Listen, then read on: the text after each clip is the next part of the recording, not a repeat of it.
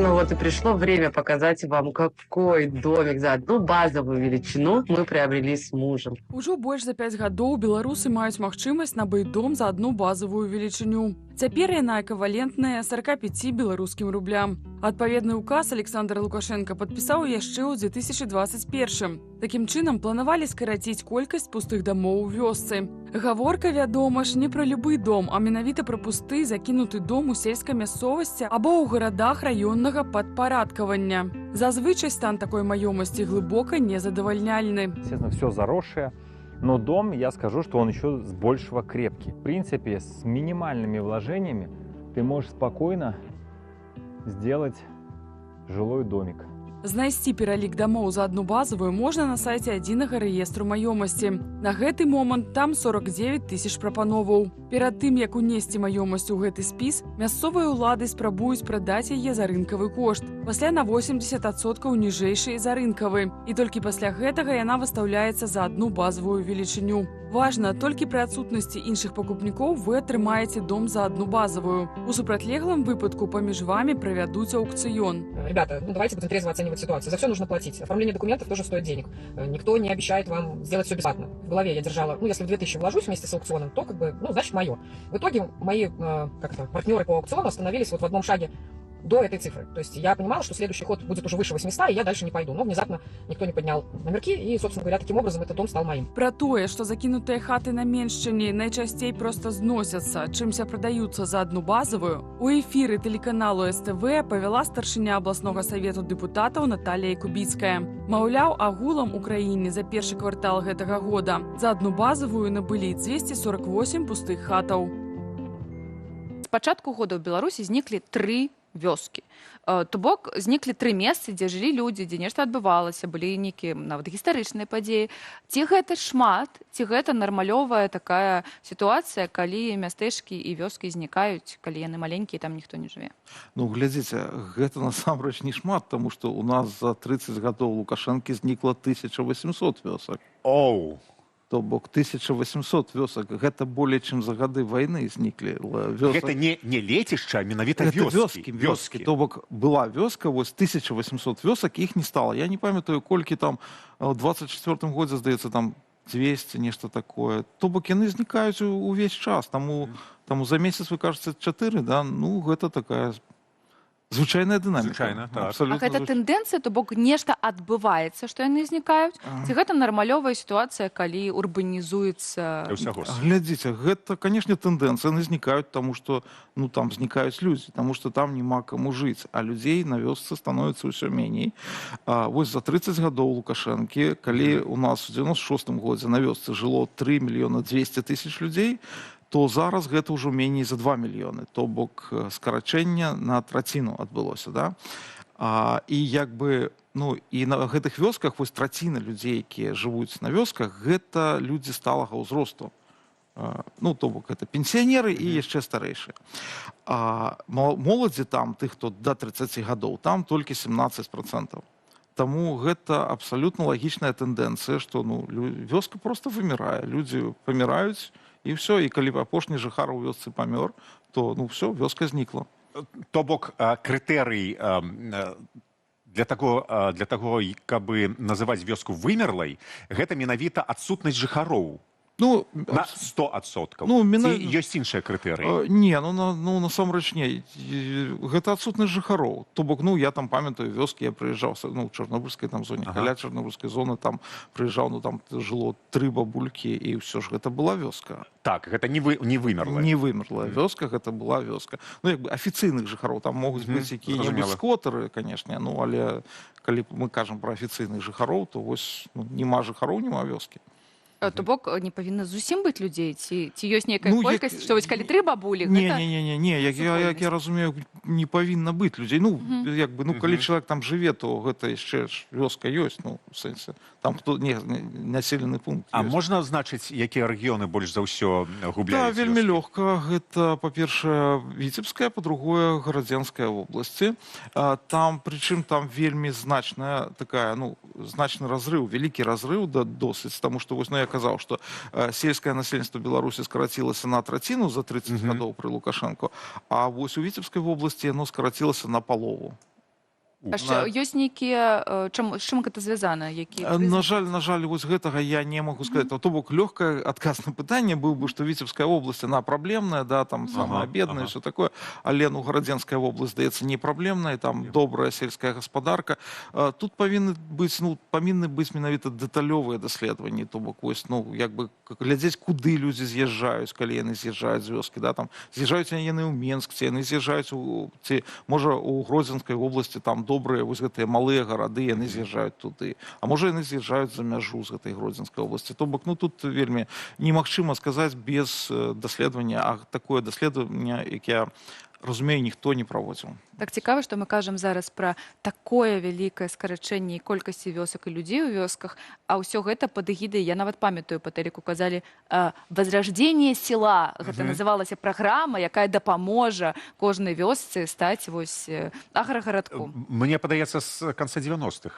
Вось гэта возрождение, яно пачалося і дагэтуль яно ідзе. Так, Лукашенко ж ён абвясціў. Як ён заўсёды? Яно ж так і называлася «Праграма возрождения села». Вось Лукашенко і абвесціў, і так як бы ён адраджае сяло, і мы бачым, як ён адраджае сяло. А чаму не працуе гэта? Мабыць, нейкія крокі, пра якія мы не ведаем, ці, мабыць, яны проста ў менеджмент не разумеюць, што такое вёска? Ну, глядзіце, што адбываецца, ну, па-першае, тут асноўная гэта эканоміка. Ну, як бы, па-першае, значыцца, ну, у нас, у прынцыпе, дэмаграфічная сітуацыя ў краіне дрэнная, яна просто дрэнная.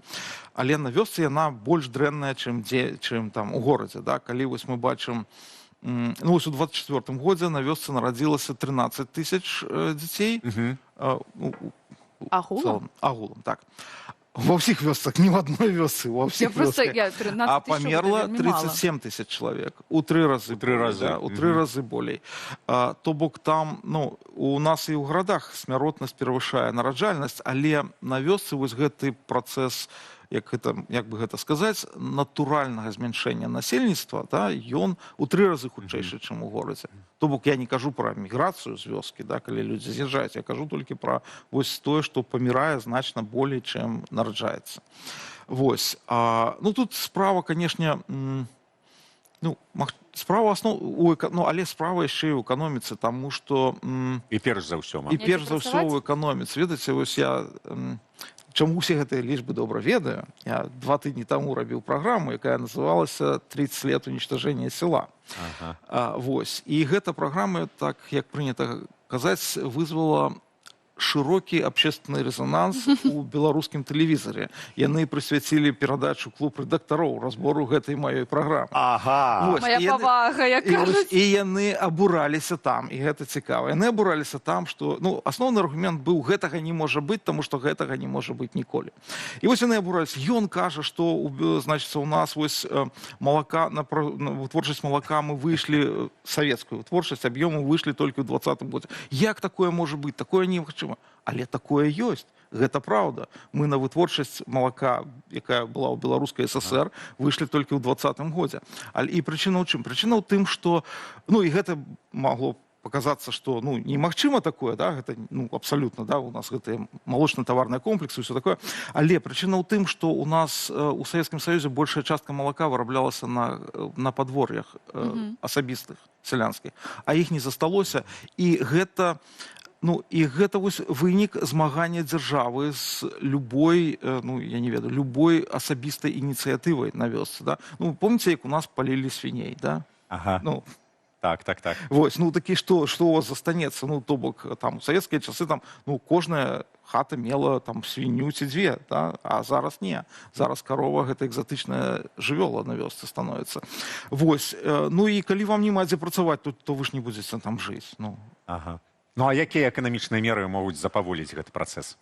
Мабыць, спыніць увогуле яго. Я баюся, што зараз спыніць яго наогул немагчыма. Ужо гэта трэба было рабіць раней, таму што, ну, як бы, гэта магло быць вельмі простая рэч. Гэта калі вось, як казаў Ленін, землю крестьянам. Вось, калі б гэта было зроблена ў 90-е гады, у нас бы, як у той Польшчы, узніклі там нейкія фермеры. Ну, людзі ўсё роўна з'язджалі з вёскі, ну, таму што проста, ну, ўсё роўна на вёсцы станавілася меней людзей, таму што там тэхналогіі, зараз не патрэбна столькі людзей, каб пракарміць астатніх, да?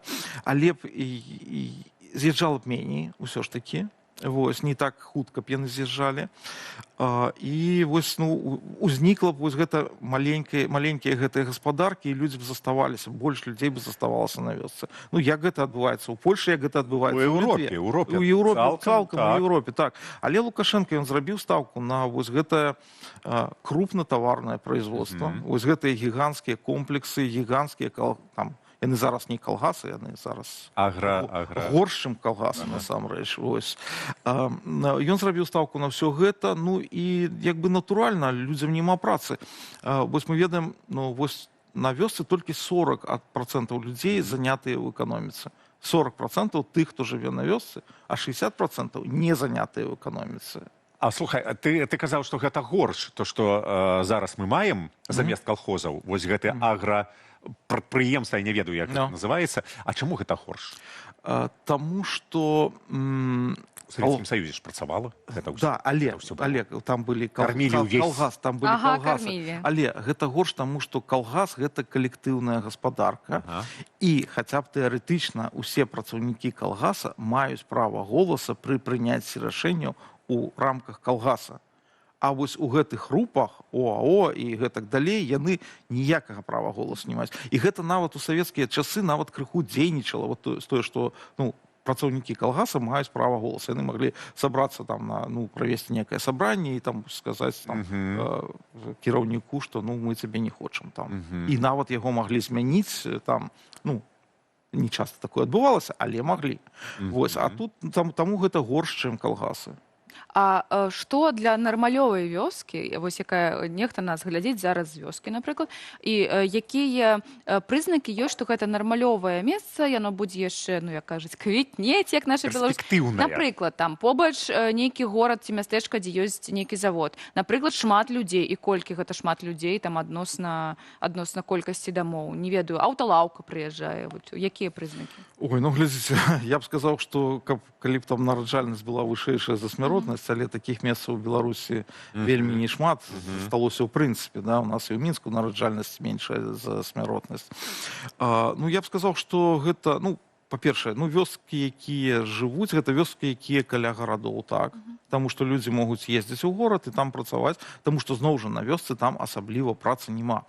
У нас вось у Савецкім Саюзе, у Беларускай ССР, у сельскай гаспадарцы было занята 1 000 000 чалавек, а зараз там занята 250 000. То бок, ну вось скарачэнне ў 4 разы. Да? Ну гэта вынік будавання вось гэтых вялікіх аграхолдынгаў, да? Вось, то бок гэта калі, ну калі горад, гэта калі там, ну не ведаю, калі там туды прыязджаюць новыя людзі і купляюць дамы. Ну зразумела. Вось бы так. У Беларусі зараз даволі часта з'яўляюцца аб'явы аб тым, што прадаецца вёска за адну базу 45 рублёў, напрыклад. А вось такая захада дапаможа захаваць вёску? Ну не. А калі гэта будуць не беларусы? Калі это будуць не беларусы, а расейцы такі 45 рублёў беларускіх это нічога, мне трэба ехаць з мабілізацыі. Яны не могуць возрадзіць нашу вёску? Ну вёску яны дакладна нашу не могуць возрадзіць. Не, купляць там можа і будуць. Ну чаму не купіць, калі 45 рублёў, ну гэта ж нічога. Але ж гэта будзе не вёска ўжо. Не, але ці будзеш ты там жыць у гэтым доме? Не будзеш. Ну, ты ж не будзеш там жыць. Бізнес. Ну, па-першае, трэба ўкласці грошы ўсё ж такі там рамонт зрабіць, да?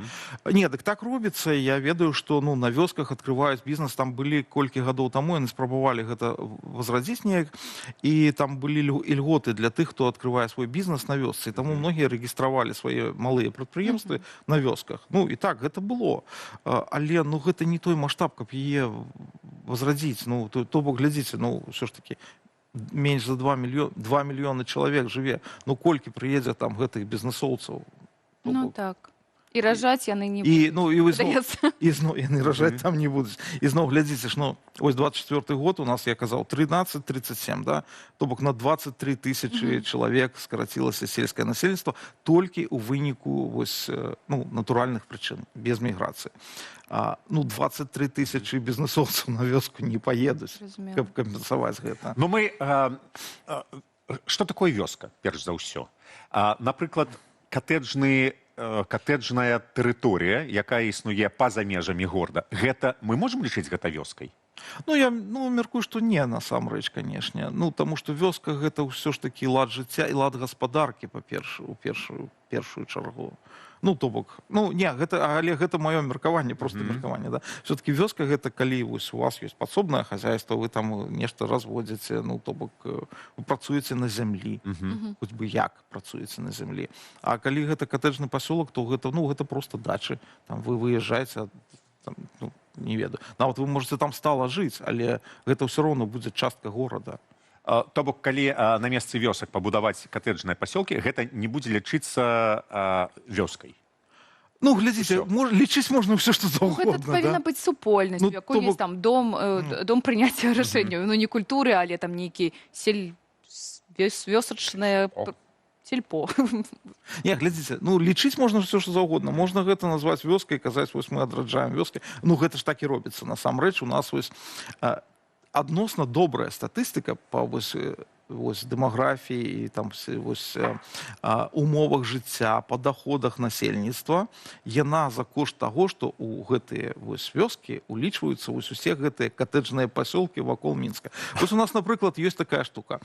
Значыць, афіцыйна у нас 60% дамоў на селе падключаны да вадаправоду.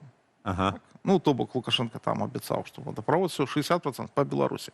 Але цікавая дэталь. У Мінскай вобласці гэта больш за 75%, а ў Віцебскай вобласці гэта менш за 40%.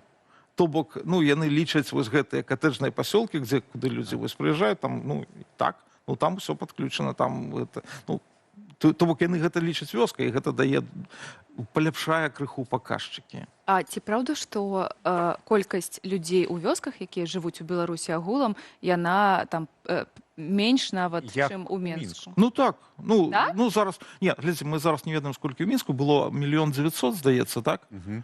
Вось, ну, вышнія лічбы, а на ўсіх беларускіх вёсках таксама 1 900 000.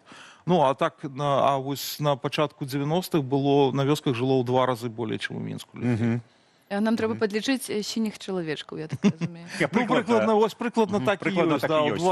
У 2 разы было тады болей, а зараз прыкладна столькі. Добра, а вось, ну, мы размаўляем пра гэта як пра знікненне. А што будзе, калі вялікая частка вёсак знікне, ну, на гэтай тэрыторыі не будуць жыць людзі? Якія наступствы гэта для краіны? Ну, будуць там, ну, зямля будзе стаяць, будуць дамы нейкія стаяць, нічога не будзе адбывацца. Гэта неяк дрэнна, гэта толькі не генеруе нейкі там эканамічны прыбытак, ці ў чым такая вялікая праблема, што ну не будзе вёсак? Мабыць, нават з пункта гледжання прыродазнаўства гэта і добра.